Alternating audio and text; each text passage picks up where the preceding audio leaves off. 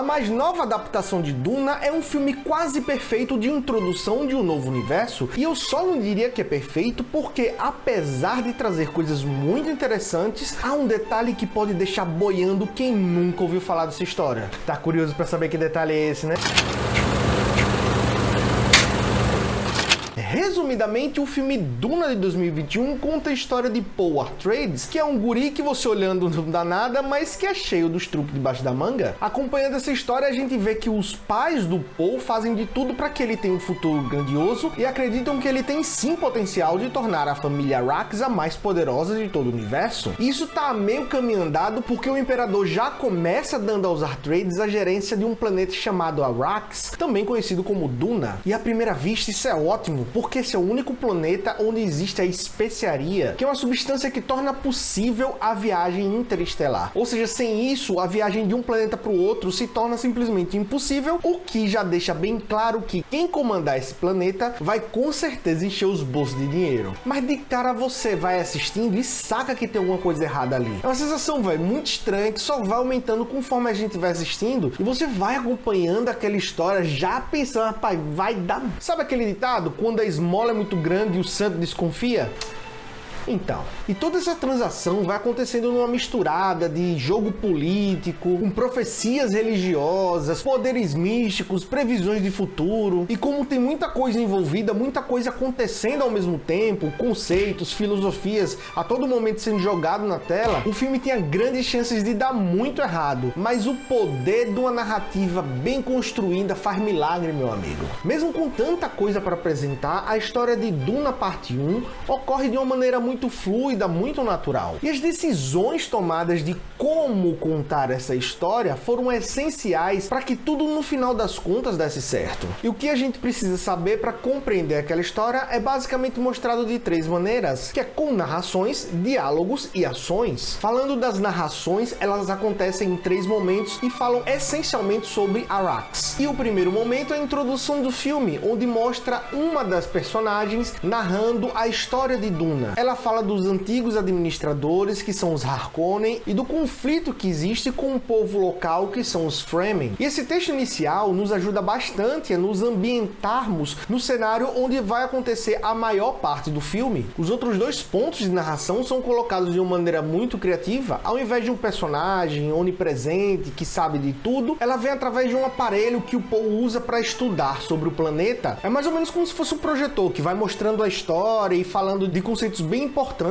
para que a gente entenda cada vez mais o que está em jogo. É através dessas videoaulas que a gente aprende mais sobre o que é essa especiaria, como é o estilo de vida dos Fremen e, claro, sobre os vermes gigantes que são a principal ameaça daquele planeta. A segunda parte das informações importantes são dadas através dos diálogos que abordam conceitos mais amplos daquele universo em si. É através dos diálogos que a gente aprende mais sobre essas famílias, que aqui são chamadas de casas. A gente tem uma noção de quem são os Harkonnen, como eles são poderosos. A gente descobre mais sobre a casa Atreides e o que foi que eles fizeram para que o imperador tomasse a decisão de dar o planeta para eles. E são também através dos diálogos que algumas nomenclaturas são expostas e explicadas. Mas é justamente nesse ponto que quem não conhece Duna pode acabar se perdendo, porque apesar de abordar muitos conceitos, alguns são pouco ou não são explicados. E olha que eu não estou exagerando não, viu? Porque não são nomes muito simples não. Tem as Bene Gesserit, o Kwisatz Haderach, o Lisan al-Gaib, que são conceitos que o filme meio que explica, mas bem superficialmente. E tem outros como o Alto Conselho Landsraad, que é simplesmente citado numa conversa, mas em nenhum momento ninguém fala o que é. Para quem já conhece a história, sabe que é um conselho formado pelas casas maiores para se protegerem quando rolasse uma crise, mas quando isso não é explicitado, o ato de pedir para acionar um conselho desconhecido perde força para quem está tendo contato com aquela história pela primeira vez. E a última forma de nos apresentar as informações é através das ações, que é a minha preferida. Muita coisa aqui é contada através só apenas de imagens e eu separei aqui três sequências que exemplificam muito bem isso. A primeira delas acontece nos preparativos para ir embora de Caladan, que é o planeta natal dos Atreides, para ir para Duna. Aqui a gente vê Paul se ajoelhando e arrancando o mato nativo daquela terra. E essa cena faz uma analogia a ele saindo do planeta, como se ele tivesse sendo arrancado de onde ele nasceu, cresceu e viveu até aquele momento. Logo depois aparece Paul caminhando um pouco mais e ele coloca a mão na água como se ele estivesse se despedindo daquele planeta. E é então que ele se levanta, olha pro Sol, já fazendo referência a Duna, que é um planeta onde o Sol bota pra lascar, meu amigo. E esse ciclo se fecha, faz todo sentido, quando Paul pisa pela primeira vez nas areias de Arrakis. E aqui é mostrado Paul se ajoelhando e repetindo o gesto que ele fez de despedida do planeta natal, só que agora sentindo a areia, sentindo a textura diferente daquele planeta novo. E a segunda sequência que eu quero destacar é logo quando eles chegam no planeta Arrakis. Antes de descer da nave, um dos soldados dá o comando deles acionarem os escudos para se protegerem de qualquer eventual ataque. E é aí que os realizadores dão algumas dicas sobre alguns personagens. Por exemplo, ao invés de acionarem seus escudos, os pais de Paul pegam na mão um do outro e se entreolham. E isso já demonstra para quem está assistindo que a maior proteção para eles é um estar sempre do lado do outro. A câmera também mostra para Gurney, que é o mestre de armas da casa Arrakis, e nessa sequência, ao invés de mostrar ele acionando o seu escudo, mostra ele lendo um livro que nos dá a entender que é de cunho religioso, ou seja, o grande escudo de Gurney é a sua fé. E por último temos o Paul, que não aciona nada e não tem nenhuma reação com esse comando, o que meio que deixa subentendido que ele não tá muito motivado a se proteger, mas isso eu vou abordar na parte dos personagens. E como terceiro exemplo das ações que nos contam detalhes sobre o universo de Duna, eu separei as tecnologias baseadas na natureza. No início do filme, Leto, que é o pai do Paul, diz a ele que eles sempre governaram Caladan com a força do ar e com a força da água. E as naves que eles usam para se locomover de um canto para o outro têm formato de libélula, que é um inseto que, apesar de voar, não sobrevive longe da água.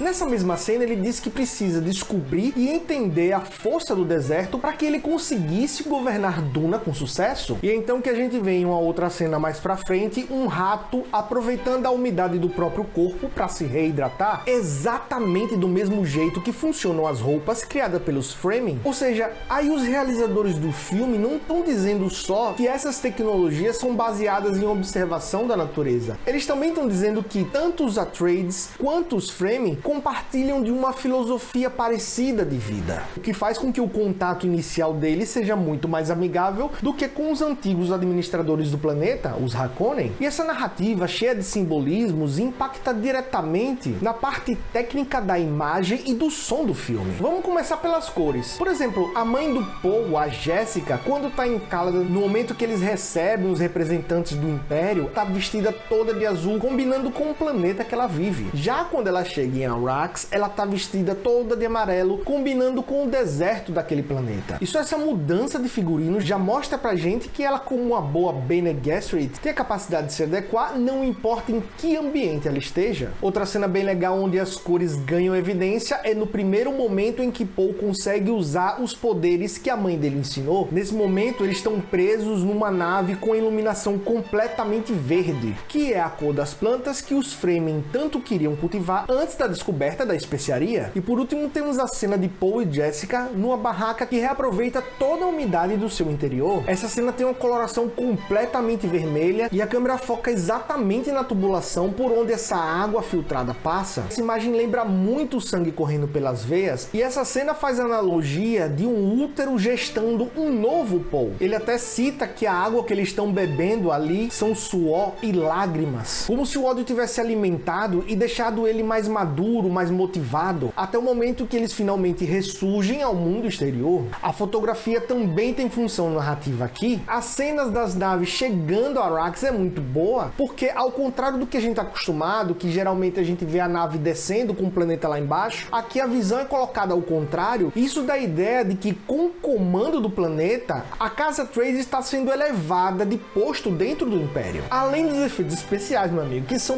maravilhosos. Os veículos, as naves, é tudo muito grandioso, mas ao mesmo tempo parece ser tudo muito real de tão bem feito que é. Sem falar da trilha sonora, que além de ser muito boa, ela dá o tom do filme do início ao fim. E o melhor exemplo que eu posso dar aqui é justamente na hora em que o selo é colocado no documento que oficializa o gerenciamento de Arrakis. Só pela trilha você vê que a coisa é tensa, cara.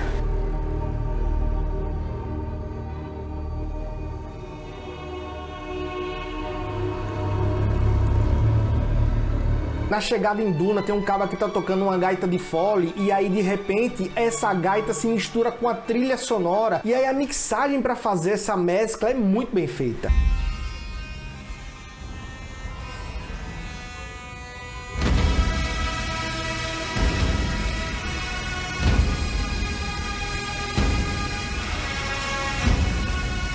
A sensação que tive assistindo esse filme é que tudo foi muito bem sincronizado, que todos os núcleos de produção desse filme conversavam o tempo todo entre si para garantir uma unidade na forma de contar a primeira parte dessa história. E isso, cara, foi muito bom de perceber. Analisando agora os personagens, vamos começar com o protagonista, o Paul Atreides. Paul é um guri que estuda bastante, desde o início mostra ele aprendendo tudo sobre Arrakis. Só que ao mesmo tempo ele é um garoto bem desmotivado e em dois momentos o filme deixa isso muito claro. Logo no começo do filme, a mãe pede para que ele usasse a voz para lhe entregar água, como se fosse um teste. E ele diz: ah, mãe, agora não, acabei de acordar, tô cansado e tudo mais e tal. E no segundo momento, quando o Gurney chega lá para treiná-lo, ele tá sem disposição para treinar e ele só começou a briga porque foi na marra mesmo. É como se ele fosse constantemente cobrado e aquilo fosse deixando ele de saco cheio. Mas esse comportamento muda drasticamente do meio pro final do filme, justamente na parte da barraca que eu citei. Aqui também temos Jessica Atreides, que é a mãe de Paul. Ela não só ensina as técnicas da Bene Gesserit para ele,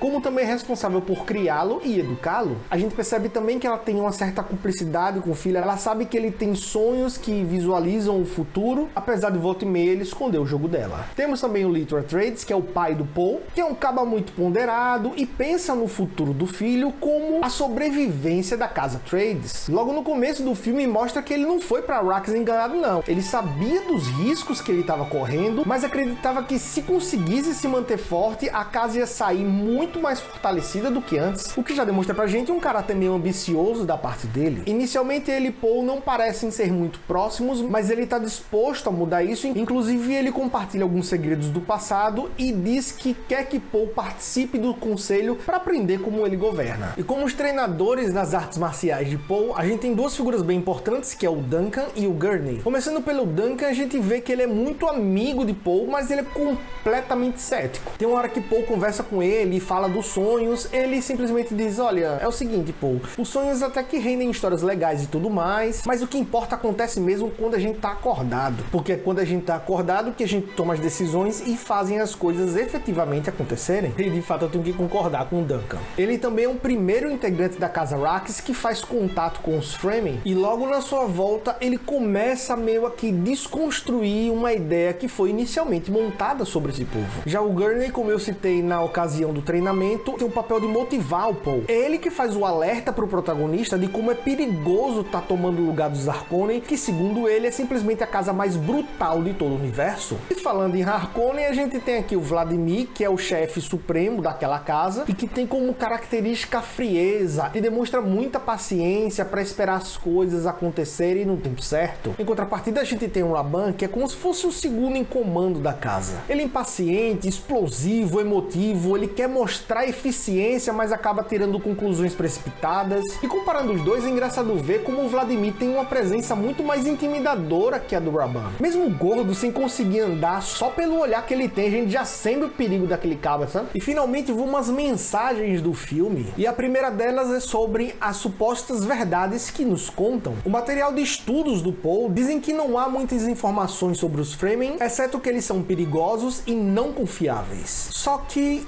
quem foi que catalogou isso? Na abertura do filme mostra aquele povo sendo massacrado pelos colonizadores, que foram quem provavelmente fizeram esses registros. E diante disso, o questionamento que Duna passa é: até que ponto uma informação deve ser encarada como verdadeira? Será que só basta estar numa publicação para que a gente possa acreditar numa boa? Em tempos de fake news, onde a verificação se tornou vital para que a gente possa chegar mais próximo da verdade, ver essa abordagem em Duna, por mais que seja de uma forma bem sutil, é muito massa. A segunda mensagem a gente vê na cena das tamareiras. Conversando com o jardineiro, Paul descobre que para manter as 20 tamareiras vivas é preciso regá-las com um quantitativo de água suficiente para hidratar 100 homens por dia. E essa cena contrasta bastante com o povo que está do lado de fora, que não tem sequer uma concha daquela de água para beber. Mas apesar de escancarar essa desigualdade social, o que mantinha o povo sereno era a questão da crença, da espera do Messias, do escolhido escolhido, e o filme salienta o papel da maioria das religiões, que é a de controle social. Afinal de contas, sem os ensinamentos de que o sofrimento é necessário para conquistar o reino dos céus, as revoltas de quem é massacrado socialmente todo dia, com certeza seriam mais constantes. E a última mensagem fala sobre problemas sem solução. Muita gente enxerga a vida como um grande problema a ser resolvido, quando na verdade, em muitos momentos, poderíamos vê-la apenas como uma realidade a ser vivida. Em várias situações, a gente sempre quer parar tudo para poder entender exatamente o que está acontecendo, mas às vezes só acompanhar o fluxo dos acontecimentos pode nos fazer compreender o caminho como um todo e nos fazer seguir na direção correta. Eu sei que essas duas últimas mensagens que o filme passa parecem ser contraditórias, mas eu percebo que o segredo do sucesso de Duna não aconteceu por trazer verdades de uma única linha de pensamento, mas sim por levantar questionamentos sobre o que diferentes pessoas pensam sobre diversos aspectos da nossa existência. Mas afinal de contas, ver ou não ver? Eis a questão. Se você é fã dos livros, se amarra numa ficção científica ou tá a fim de conhecer a história que foi referência para muitas outras que hoje são contadas, vá fundo, velho. Duna é um prato cheio. A gente não encontra aqui só intrigas políticas, a gente encontra também filosofia, botânica, comportamento, debates sobre religião, classes sociais. É um rodízio completo para quem tem fome desse tipo de coisa. Mas se você não curte ficção científica, não gosta dessas histórias com viagens espaciais, seres diferentes demais, raças diferentes, muita mentira, sabe? Talvez de fato esse filme não seja para você. Mas independente de qual perfil você seja,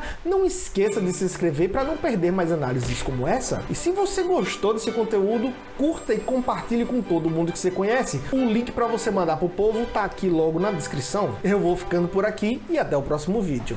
Tchau, tchau.